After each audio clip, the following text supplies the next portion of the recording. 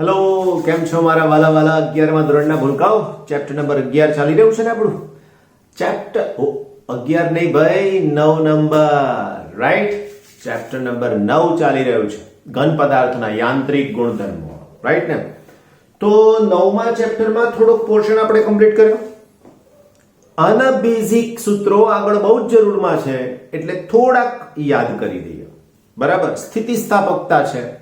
પહેલો વર્ડ હતો આપણી પાસે વિરૂપણ. વિરૂપણનો મતલબ શું?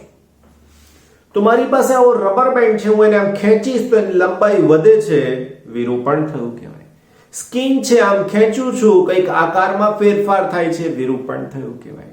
રબરનો દડો છે, દબાવીએ છે તો કદમાં ફેરફાર થાય છે, વિરૂપણ થયું કહેવાય. આવું બધું જે થાય એમાં કદ બદલાય, આકાર બદલાય, લંબાઈ બદલાય, એને શું કહેવાય?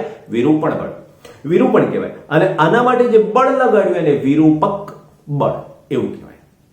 આ બધું આવે છે એની હેઠળ, તો કે સ્થિતિસ્થાપકતાની અસર હેઠળ. આગળ સમજાવી દીધું લાસ્ટ લેક્ચરમાં કે સ્થિતિસ્થાપકતા બેઝિકલી શું છે તે, રાઈટ? તો હવે આપણી આગળની જે વાત હતી એમાં ધારો કે મારી પાસે આવો કોઈક સળિયો છે. આ સળિયા ઉપર હું બે પ્રકારના બળ લગાડી શકું એમ છું. નંબર 1, પહેલું બળ એવી રીતે લગાડવામાં આવે કે એ લંબાઈને લંબ રૂપે બહાર તરફ હોય. તો આની લંબાઈ દેખીતી રીતે વધે પણ એનો આડછેદ ઘટે, રાઈટ? આવું કંઈક થાય. બીજું, આની અંદર જો બળ તમે આવી જ રીતે લગાડ્યું હોત આની ઉપર આ તો શું થઈ શકતું? તો કે એના ક્ષેત્રફળમાં થોડોક વધારો થઈ શકતો, રાઈટ? તો આ બધું એની સાથે સમજાય. આના માટે જે તમે બળ લગાડ્યું એને નામ આપ્યું પ્રતિબળ, રાઈટ? પ્રતિબળ, પ્રતિબળ બરાબર બળના છેદમાં ક્ષેત્રફળ. 3 પ્રકારના પ્રતિબળ અને એને અનુરૂપ 3 પ્રકારની વિકૃતિ. આ બંનેના નેજા હેઠળ કહેવાય તણાવ પ્રતિબળ. આને કહેવાય દાબીય પ્રતિબળ. આ બંનેનું કોમન નામ શું છે કીધું ને? બંનેનું કોમન નામ છે સંગત પ્રતિબળ. સમજાઈ ગયું? આ મૂળ લંબાઈ હતી L. લંબાઈ વધી તો ફેરફાર થયો, તો એને અનુરૂપ પ્રતિબળનું સૂત્ર તો વાલા બચ્ચાઓ એક જ છે, બળના છેદમાં ક્ષેત્રફળ. કેવી રીતે લાગે એના પ્રમાણેના નામ આપે છે. જોઈ શકો છો આ ક્ષેત્રફળને લંબ છે બધી જ જગ્યાએ, પણ આ સપાટી માટે શું છે? આ બહારની સપાટી માટે કેવું છે વાલા બચ્ચાઓ? તો કે સમાંતરે છે, રાઈટ? હવે આને અનુરૂપ જે વિકૃતિ મળે એને નામ આપીએ છીએ સંગત વિકૃતિ. સંગત વિકૃતિનું સૂત્ર થઈ શકશે અહીંયા લંબાઈનો ફેરફાર ના છેદમાં મૂળ લંબાઈ, રાઈટ? લંબાઈનો ફેરફાર એટલે ડેલ્ટા L અને મૂળ લંબાઈ એટલે L, કરેક્ટ? તો આ પ્રમાણે સંગત વિકૃતિ આપણે સમજાવી શકીએ છીએ, કરેક્ટ? બીજી વાત, આકારની વિકૃતિ, રાઈટ? અને આ વિકૃતિ એ પરિમાણ રહી છે, એકમ રહી છે. પ્રતિબળને એકમ છે, બળના છેદમાં ક્ષેત્રફળ એટલે. ઓકે, બીજું હતું આપણી પાસે આકારની વિકૃતિ. યાદ કરો કેવી રીતે ડ્રો કર્યું હતું એના માટે? તો કે મારી પાસે આવો નળાકાર છે, રાઈટ? આ નળાકાર પર બળ કેવી રીતે લગાડ્યું? તો કે એને સ્પર્શક સ્વરૂપે. અને આવું સ્પર્શક સ્વરૂપ વાળું જ્યારે બળ લાગ્યું ત્યારે આ નળાકાર કલાકાર થઈ ગયો. અલા ભાઈ, એવું નહીં. આવો સહેજ એનો આકાર બદલાઈ ગયો, અને આકાર જે બદલાયો એની સાથેનો આ જે ખૂણો મળે ને મારા વાલા બચ્ચાઓ, એ ખૂણો થીટા, રાઈટ? તો આ જે ફેરફાર છે ને હું ડેલ્ટા x કહું, આ જે ઊંચાઈ છે ને હું h કહું, તો મારા વાલા મિત્રો આનું જે પ્રતિબળ હતું એને નામ એવું આની અંદર નામ આપી શકાય આકાર પ્રતિબળ. હવે આકાર પ્રતિબળમાં બળ કેવી રીતે લાગે? સ્પર્શક સ્વરૂપે જોઈ લો, રાઈટ? તો આનું સૂત્ર તમારે લખવું હોય તો લખાય સ્પર્શીય બળ ના છેદમાં ક્ષેત્રફળ. એટલે ટૂંકમાં બળના છેદમાં ક્ષેત્રફળ જ આવે છે, રાઈટ? હવે આની આકૃતિને હું નામ આપી શકું આકાર વિકૃતિ.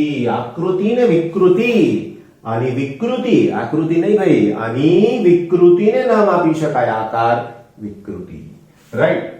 વિકૃતિનો સિમ્બોલ નોર્મલી એપ્સાઇલોન લખાય છે, એપ્સાઇલોન s, બરાબર? ઓકે, ઇઝ ઇક્વલ ટુ, અહીંયા તમે સૂત્ર લખી શકો છો tan θ, and that is equal to સામેની બાજુના છેદમાં પાછળની બાજુ. આગળ સમજાયું તો? જો થીટા ખૂબ જ નાના હોય તો tan θ is approximately equal to θ.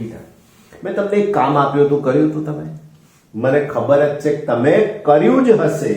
જો તમે કામ પૂરું કરી દીધું છે તો મેં તમને વેલ્યુ શોધવાની કીધી હતી. tan 0.1 ડિગ્રીની શું કિંમત થાય? એના પછી tan 1 ડિગ્રીની શું વેલ્યુ થાય? એના પછી tan 5 ડિગ્રીની શું વેલ્યુ થાય? એના પછી tan 10 ડિગ્રીની શું વેલ્યુ થાય? ડિગ્રી છે બધામાં. ચેક કરી લેજો ના શોધ્યા હોય તો પણ. આમાં જે ફેરફાર જોવા મળશે એ બહુ નજીવો હશે, બહુ જ નાનો સરખો ફેરફાર હશે, જાજો ફેરફાર નથી, બહુ વધારે ફેરફાર નહીં થાય. તો આવો જે ફેરફાર થાય છે એમાં તમે tan θ is approximately equal to θ રેડિયનમાં માપ હોય ત્યારે તમે લખી શકશો. અને એની સાથે જો તમે આને જોડી દો તો લખાય ડેલ્ટા x ના છેદમાં h. કરેક્ટ? છેલ્લા પ્રકારનું આપણી પાસે પ્રતિબળ છે, એની અંદર ધારો કે મારી પાસે આવી રીતે કોઈ પરપોટો છે. હવે જ્યારે એને હું પાણીમાં ડુબાડીશ મારા વાલા મિત્રો, તો પાણીમાં ડુબાડતાની સાથે આવું કંઈક મને મળશે, રાઈટ? હવે પાણીમાં ડુબાડીશ તો આવું કંઈક મળે છે, એનો મતલબ શું થઈ શકશે? તો આનો મતલબ થઈ શકશે મારા વાલા મિત્રો, આકાર પ્રતિબળ, આકાર વિકૃતિની સાથેની ચર્ચા આપણે કરી એવું અહીંયા લખી શકાય કદ પ્રતિબળ.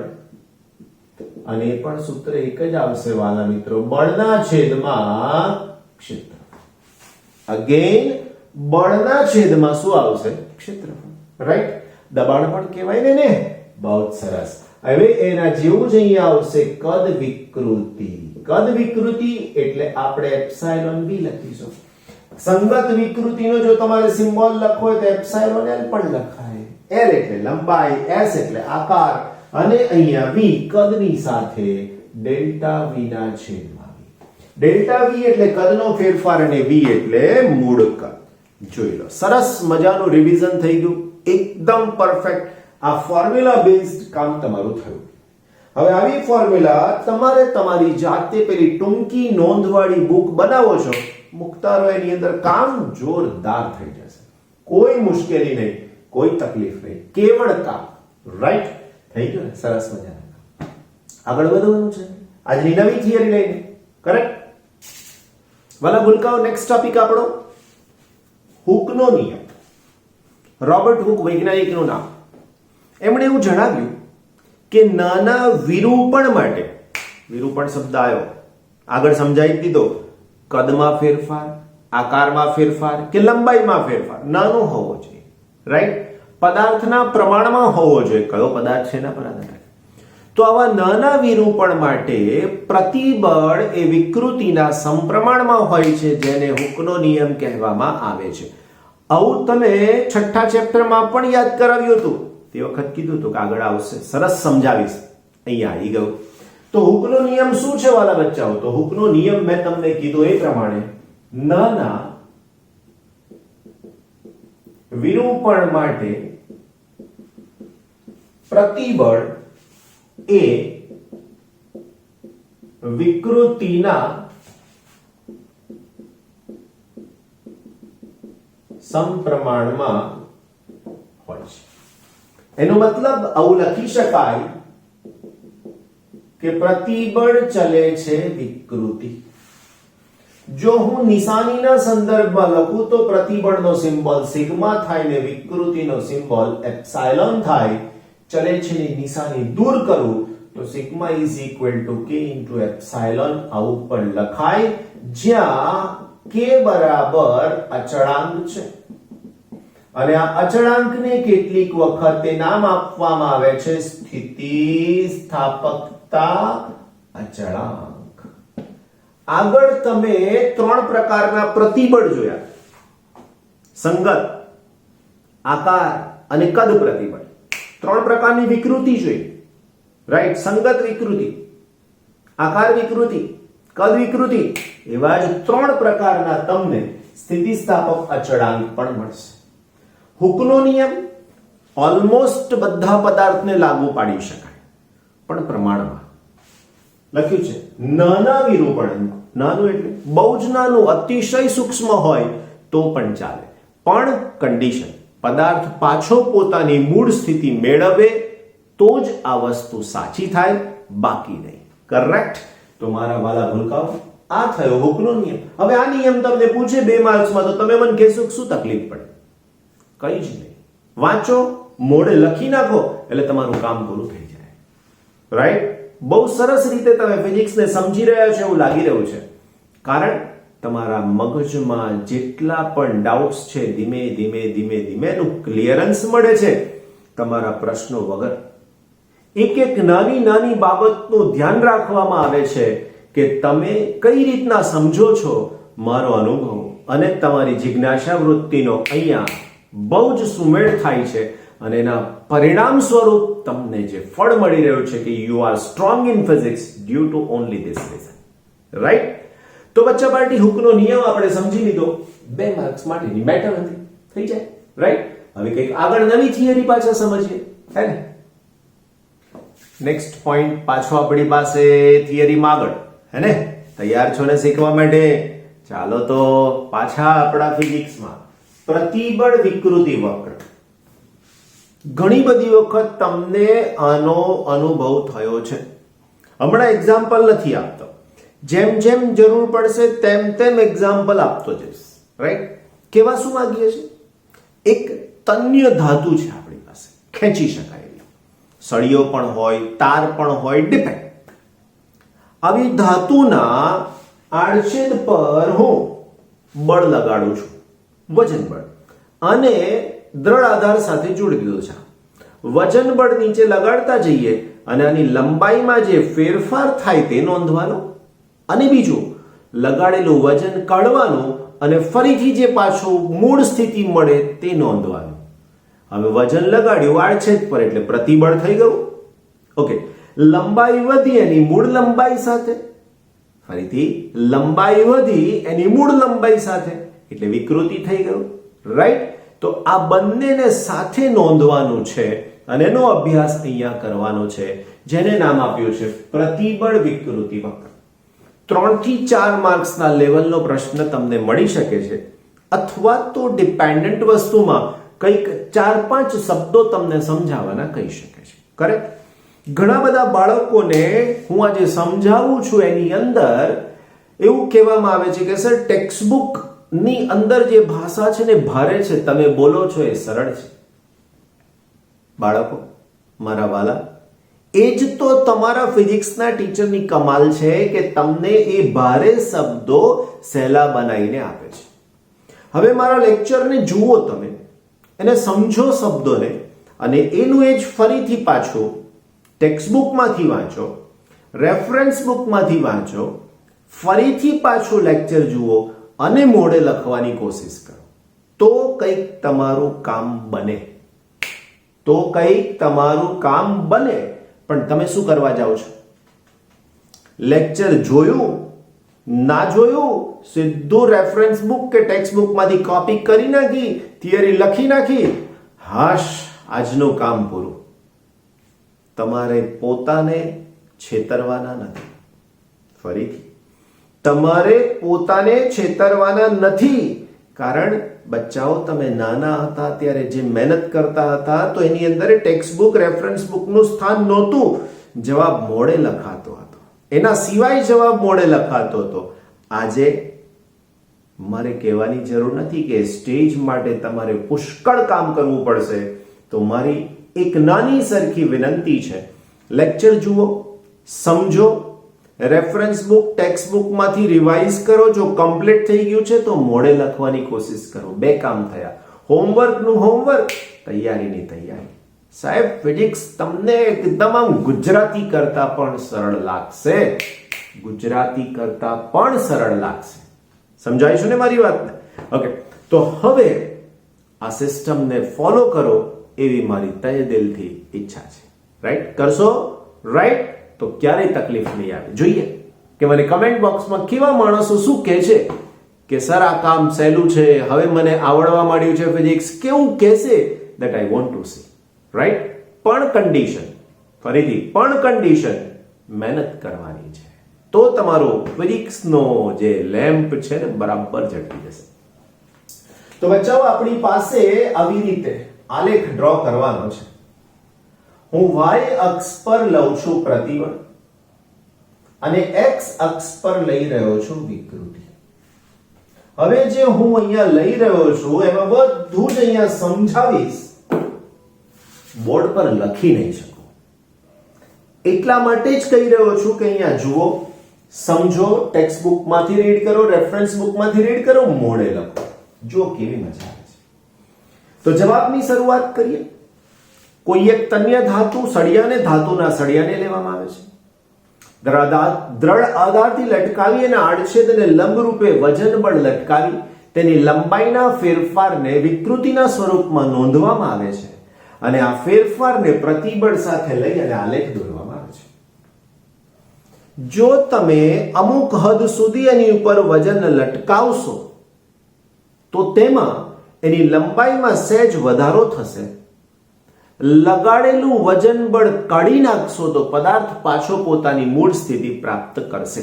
આવું અમુક વજન માટે જ મળે છે. એનાથી આગળ શું થાય છે પછી જોઈએ છે. આવું જ્યાં સુધી થાય તો એવો આલેખ જો હું અહીંયા દર્શાવવા જઉં તો અહીંયા પદાર્થની મૂળ સ્થિતિ અને પ્રતિબળ લગાડ્યું નથી. આવી સ્થિતિમાં અહીંયાથી હું આવું આલેખ દોરી શકું અને ઓ કહું તો આને નામ આપી શકું એ. અને કહી શકાય આ શું દર્શાવે છે વાલા બચ્ચાઓ? તો આ દર્શાવે છે સ્થિતિ સ્થાપક વર્તણૂક. રાઈટ? આ બિંદુ એ શું છે મારા વાલા મિત્રો? તો અહીંયાનું બિંદુ એ સમપ્રમાણતાની હદ છે. હદનો મતલબ શું? એક લિમિટ. આ લિમિટનો મતલબ શું? તો કે એનાથી આગળ જો કંઈક લગાડીશું તો પરિણામ કંઈક જુદું મળશે. એનાથી આગળ લગાડીશું તો પરિણામ કંઈક જુદું મળશે, એવું કહેવા માંગુ છું. તો આની અંદર શું થાય? એક્ઝામ્પલ આપો. મારી પાસે એક સળિયો છે, આવી રીતે, બરાબર? અહીંયા દ્રઢ આધાર સાથે એને જોડી દીધો છે. હવે હું આની નીચે દળ લટકાવું છું અમુક મૂલ્યનું. તો આ સળિયાની લંબાઈ વધી. જો આ દળ કાઢી લઉં છું તો એ સળિયો પાછો એની મૂળ સ્થિતિ મેળવી લે છે, તો એ આ થાય. એટલે વિકૃતિ મળી પ્રતિબળ લગાડવાના કારણે. પરંતુ જ્યારે લગાડેલું બળ કાઢી નાખ્યું તો પદાર્થ પાછો પોતાની મૂળ સ્થિતિમાં આવી ગયો અને આ પ્રતિબળ કાઢી નાખ્યું, અહીંયાથી પદાર્થ પાછો એની મૂળ સ્થિતિમાં આવી ગયો. ક્લિયર? ઓકે. કોઈને એમ થયું કે લાવો ને હજુ થોડુંક વધારે બીજું વજન લટકાવી જોઈએ આની નીચે, શું થાય છે તે. બરાબર? થોડુંક વધારે વજન લટકાવ્યું તો ઓબ્વિયસ છે કે આની લંબાઈમાં વધારો થશે. યસ, ચોક્કસ. તો લંબાઈમાં વધારો થશે મારા વાલા બચ્ચાઓ. આની લંબાઈ વધશે, તમને આકૃતિ બીજી મળી શકશે. રાઈટ? તો થોડીક લંબાઈ વધી પણ ખરી. જો વજન વધારે લટકાવ્યું આપણે, ઓકે, અહીંથી કાઢી નાખ્યા. અહીંથી આ એક્સપેરિમેન્ટ છે વાલા બચ્ચા. રાઈટ? તો અહીંયા શું થાય? તો અહીંયા જો મારે આગળનો આલેખ દોરવો હોય તો પછી જોવું પડે કે મેં જે વધારાનું દળ લટકાવ્યું હતું એ જે હું પાછું કાઢી નાખું તો મને આ મૂળ સ્થિતિ મળી જવી જોઈએ. રાઈટ? તો આ મૂળ સ્થિતિ તો મળે છે, પણ જે વધારો થતો હતો ને ક્રમિક 1 2 3 4 4 સુધીનો વધારો થયો હતો એ 4 થી પાછો 0 થઈ જાય છે. પણ 1 થી 2 2 થી 3 3 થી 4 4 થી પાછો 0 થવામાં એ જ માર્ગ નથી આવતો. એટલે 4 પછી 3 આવવાની જગ્યાએ 2.9 આવે, 2.9 આવે એના પછી 0.8 આવે અને પછી 0 થાય. એનો મતલબ મારા વાલા મિત્રો આની અંદર આવું કંઈક મળે છે. આ બિંદુને નામ આપીએ છે બી, બિંદુને નામ આપ્યું છે બી, અને આ બી ની સાથે જે પ્રતિબળ જોડાય છે એને નામ આપ્યું છે સિગ્મા યુ. શું કીધું છે એને? સિગ્મા યુ, જેને આધીન પ્રબળતા અથવા તો yielding strength કહેવામાં આવે છે. શું કહેવાય છે આને? તો આની કહેવાય છે આધીન પ્રબળતા. ક્યાં લખીશું વાલા મિત્રો? ચાલો અહીંયા લખીએ. આધીન પ્રબળતા સિગ્મા યુ, જેને કહેવાય આધીન પ્રબળતા. હું ઈચ્છું છું કે અહીંયા જ તમને આ થિયરી મોડે થઈ જાય, કોઈ જ ડાઉટ નહીં, કોઈ જ પ્રશ્ન નહીં. બરાબર? કોઈને એમ થયું કે લાવો ને હજુ કંઈક વધારે બળ લગાડીએ, દળ લટકાવવાનું છે ને આપણે ક્યાં કશા પૈસા ખર્ચ કરવાના છે, રાઈટ? ઓકે, ચાલો હજુ વધારે વજન લટકાવ્યો તો સળિયાની લંબાઈ હજુ વધારે વધી. તમને એમ થયું સરસ, આ તો વધારે મજા આવે છે આપણને, રાઈટ? વધારે મજા આવે છે. હવે અહીંયાથી આગળ જઈશું, પણ તમે અહીંથી જોઈ શકો છો કે અહીંથી આમ ઘટાડતો જઈશ, અહીંથી આમ ઘટાડતો જઈશ, અહીંથી આમ ઘટાડ્યા પછી સળિયો પોતાની મૂળ સ્થિતિ મેળવી શકતો નથી અને એની લંબાઈમાં, બધું કાઢી લીધા પછી એની લંબાઈમાં કંઈક વધારો રહી જાય છે. આ વધારો રહી જાય છે એને હું દર્શાવીશ અહીંયાથી સી વડે. આ જે સી વડે જે વધારો રહી જાય છે એને જો અહીંયા પ્લોટ કરવાનો પ્રયત્ન કરું તો આને કહેવામાં આવે છે કાયમી સ્થાપન, right? It is less than 1%. 1 થી 1% થી ઓછું હોય ત્યારે આવું જોવા મળી શકે છે, રાઈટ? આને નામ આપ્યું છે બી ને આધીન બિંદુ. આ બી પોઈન્ટ ને શું નામ આપ્યું આપણે? આધીન બિંદુ. સી પોઈન્ટ ને નામ આપવામાં આવે છે સ્થિતિસ્થાપકતાની હદ. અહીંયા સમપ્રમાણતાની હદ કીધું. આ બી ને આધીન બિંદુ, ત્યાંથી સ્થિતિસ્થાપકતા પૂરી થઈ ગઈ. બી થી સી ની વચ્ચે સ્થિતિસ્થાપકતા નથી, પદાર્થ પોતાની મૂળ સ્થિતિમાં નથી પાછો આવતો, પદાર્થ પોતાની મૂળ સ્થિતિમાં પાછો નથી આવતો, એની લંબાઈ કંઈક વધીને મળે છે, એટલા માટે એને આધીન બિંદુ નામ આપ્યું. હવે શું થાય છે? હજુ પણ સમજાવવાનો પ્રયત્ન કરું. હજુ શું થાય છે? તો કે સી થી જો હજુ પણ હું આગળ બળ લગાડું વાલા બાળકો, તો હવે આ તારની લંબાઈમાં ઘણો બધો એકદમથી વધારો જોવા મળે છે, રાઈટ? અહીંયાથી એકદમથી વધારો જોવા મળે છે વાલા મિત્રો, રાઈટ? તો આ જે એકદમથી વધારો જોવા મળે છે એને પ્લાસ્ટિક વિરૂપણ કહેવામાં આવે છે. શું કીધું આપણે? એને પ્લાસ્ટિક વિરૂપણ કહેવામાં આવે છે, જેને હું બતાવીશ ડી વડે, અને એનાથી હજુ આગળ જઈ શકે છે ઈ પોઈન્ટ, રાઈટ? આ ડી ને શું કહેવામાં આવે છે? તો આ ડી ને કહેવામાં આવે છે sigma you. Sorry, sigma you તો આવી ગયું, સિગ્મા વાય હતું આ. હા, સોરી, સિગ્મા વાય yielding કહેવામાં આવે છે, yielding, અને આને સિગ્મા યુ કહીએ છીએ. અહીંયા મારે વાય રાખવું. yielding, sigma Y yield strength કહેવામાં આવે છે. અને સિગ્મા યુ, આ સિગ્મા યુ ને ટેન્સાઇલ અથવા તો સિગ્મા યુ બરાબર નામ આપીએ છીએ તણાવ પ્રબળતા. સમજાવીશ એવરી પોઈન્ટ, ચિંતા ના કરશો, બરાબર? અહીંયા સુધી જો પદાર્થ આવે છે તો એની અંદર અહીંયાથી અહીંયા સુધીમાં પ્લાસ્ટિક વિરૂપણ જોવા મળે છે. પ્લાસ્ટિક વિરૂપણ એટલે લેયર્સ એકબીજા ઉપર ખૂબ જ ઝડપથી ખસે, આમ ખસે એટલે લંબાઈ બહુ વધી જાય. ડી પછી ઈ સુધી જતા પદાર્થ તૂટી જાય તો ઈ ને નામ આપ્યું છે ફ્રેક્ચર પોઈન્ટ. આ ઈ ને નામ આપીએ છે ફ્રેક્ચર પોઈન્ટ. ત્યાં એ પદાર્થ તૂટી જાય છે, ભાંગી જાય છે. બહુ વધારે વજન લટકાવીએ તો તૂટી જાય. ક્લિયર? જો ડી અને ઈ માં ઈ આની બહુ નજીક હોય, ફરીથી ડી અને ઈ ની વચ્ચેનું પોઈન્ટમાં ઈ આની બહુ નજીક હોય તો આ બિંદુ ઈ આની નજીક હોય તો એવા પદાર્થને બટકણો પદાર્થ કહેવામાં આવે છે, બટકણું દ્રવ્ય કહેવામાં આવે છે. બટકણું દ્રવ્ય ક્યારે? તો જ્યારે ઈ એ ડી ની નજીક હોય.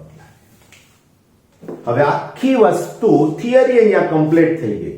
હું એક ઉદાહરણ આપું છું અને ફરીથી પાછી આ વાત તમારી સમક્ષ રજૂ કરું છું. મારી પાસે એક સ્પ્રિંગ છે, બોલપેનમાં હોય એવી જ લઈએ.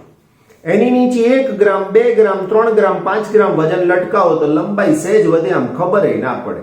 કડી લો તો પાછી જતી રહે. ક્યાં સુધી? અહીંયાથી અહીંયા સુધી. એ સ્પ્રિંગની નીચે 7 ગ્રામ 10 ગ્રામ 15 ગ્રામ વજન લટકાવો તો આવું જોવા મળે. કાઢી લો પાછું પોતાની મૂળ સ્થિતિ મળે.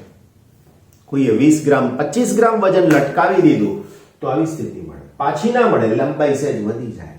કોઈ એની નીચે 100 200 300 400 ગ્રામ વજન લટકાવી દીધું તો આવું થઈ જાય.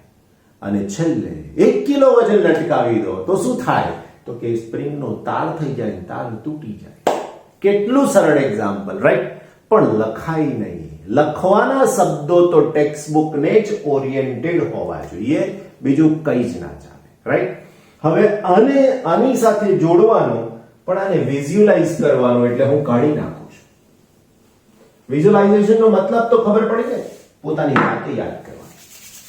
તાર જેવા તન્ય ધાતુ પદાર્થના છેડે વજન બળ લટકાવતા અથવા પ્રતિબળ લટકાવતા શરૂઆતમાં ઓછા પ્રતિબળ માટે પ્રતિબળ અને વિકૃતિ એ એકબીજાના સમપ્રમાણમાં છે. એ બિંદુ સુધી પ્રતિબળ અને વિકૃતિ એકબીજાના સમપ્રમાણમાં છે, એટલે હુકના નિયમનું પાલન થાય છે અને આલેખ O થી A સુધી સુરેખ મળે છે. A થી B બિંદુ સુધી પ્રતિબળ લગાડતા વિકૃતિ એના સમપ્રમાણમાં નથી. તેમ છતાં પણ જો લગાડેલું પ્રતિબળ દૂર કરીએ તો પદાર્થ પાછો પોતાની મૂળ સ્થિતિ મેળવે છે. આ સંજોગોમાં B ને આધીન બિંદુ કહીએ છીએ, આધીન પ્રબળતા કહીએ છીએ, અને અનુરૂપ પ્રતિબળને સિગ્મા y yield strength કહેવામાં આવે છે, આધીન પ્રબળતા કહીએ છીએ. કરેક્ટ? એના પછી B થી C ની વચ્ચે હજુ પ્રતિબળ લગાડતા વિકૃતિ પ્રતિબળના પ્રમાણમાં વધારે વધે છે. C બિંદુને આપણે નામ આપ્યું છે કાયમી સ્થાપન માટેનો બિંદુ, રાઈટ? ત્યાંથી એ પદાર્થ પોતે એની લંબાઈમાં વધારો થઈ ગયેલો જોવા મળે છે, જે પછી ઘટી શકે નહીં. C બિંદુથી હજુ પ્રતિબળ લગાડવામાં આવે તો એમાં પ્લાસ્ટિક વર્તણૂક જોવા મળે છે, જેમાં એની અંદર એનો જે લંબાઈનો વધારો છે બહુ જ ઝડપી થાય છે એવું આપણે કહી શકીએ છીએ. અને D ને આપણે સિગ્મા યુ કહીએ છીએ. સિગ્મા યુ એટલે તણાવ પ્રબળતા. તમે ઘણી બધી જગ્યાએ એવું જોયું હશે કે ક્રેન હોય, એની મદદથી વજન ઉચકવાનું હોય તો એની ઉપર લખ્યું હશે 1 ટન 2 ટન 5 ટન. હવે આ 5 ટન થી વધારે વજન ઉચકે તો શું થાય? તો એના દોરડા, એનો તાર છે એ તૂટી જાય. તૂટી જાય એવો શબ્દ જે આવ્યો એને શું નામ આપ્યું આપણે? તણાવ પ્રબળતા. બહુ બધી જગ્યાએ કામ લાગે છે આ શબ્દ, આપણું કોમન સેન્સ પણ કામ લાગે છે આવા બધાની સાથે, તો ખૂબ ધ્યાન રાખવાનું રહેશે. D થી E ની વચ્ચે પદાર્થ ગમે ત્યાંથી તૂટી જાય છે, ભાંગી જાય છે, તો આ ભાંગી જાય છે એટલા માટે કયો વર્ડ વાપર્યો? Fracture point. કયો વર્ડ છે? Fracture point.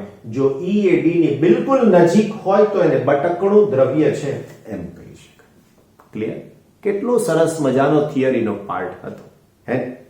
બચ્ચાઓ, નેક્સ્ટ આગળનો બીજો ટોપિક આની સાથે રિલેટેડ છે, જેમાં આપણે સમજાવવાનું છે ઇલાસ્ટોમર એટલે શું. ઇલાસ્ટોમર કેટલાક પદાર્થ એવા છે કે જેમાં પ્રતિબળ લગાડતા વિકૃતિ બહુ જ મોટા પ્રમાણમાં મળે. અહીંયા જે વિકૃતિ મળે છે ને વાલા મિત્રો, અહીંયા સુધી તમે વિચારો તો અરાઉન્ડ 30% જેટલી છે, રાઈટ? પણ ઇલાસ્ટોમર પદાર્થમાં પ્રતિબળ લગાડતા એમાં વિકૃતિ બહુ વધારે મળે, 700% જેટલી મળે. એનો મતલબ કે 1 સેન્ટીમીટર લાંબો પદાર્થ હોય ને મારા વાલા બચ્ચાઓ, તો તમે એને ખેંચીને 700 સેન્ટીમીટર નો બનાવી શકો. 7 સેન્ટીમીટર, 700% એટલે 7 સેન્ટીમીટર બનાવી શકો. અહીંયા લખીએ છીએ વિકૃતિ અને અહીંયા લખીએ છીએ પ્રતિબળ, રાઈટ? આનો જો આલેખ ડ્રો કરવામાં આવે તો આલેખ આવો કંઈક મળે છે, જોઈ શકો છો. પ્રતિબળ અને વિકૃતિ એકબીજાના સમપ્રમાણમાં નથી, એટલા માટે જ આવા પદાર્થો આની અંદર હુકના નિયમનું જે પાલન થાય છે એવું અહીંયા ક્યાંય પાલન થતું નથી. ક્લિયર? આનું એક્ઝામ્પલ તો કે આપણા શરીરની અંદર હૃદયની અંદર જે ધમનીઓ આવેલી છે, વાલ છે, એ જે છે એનું બેસ્ટ એક્ઝામ્પલ છે મહાધમની, જેને કહી શકીએ છીએ. ઇલાસ્ટોમર પદાર્થ, બીજું એનું એક્ઝામ્પલ છે વેલ્કેનાઇઝ્ડ રબર. બીજું એનું એક્ઝામ્પલ છે ઇલાસ્ટોમર પદાર્થનું એક્ઝામ્પલ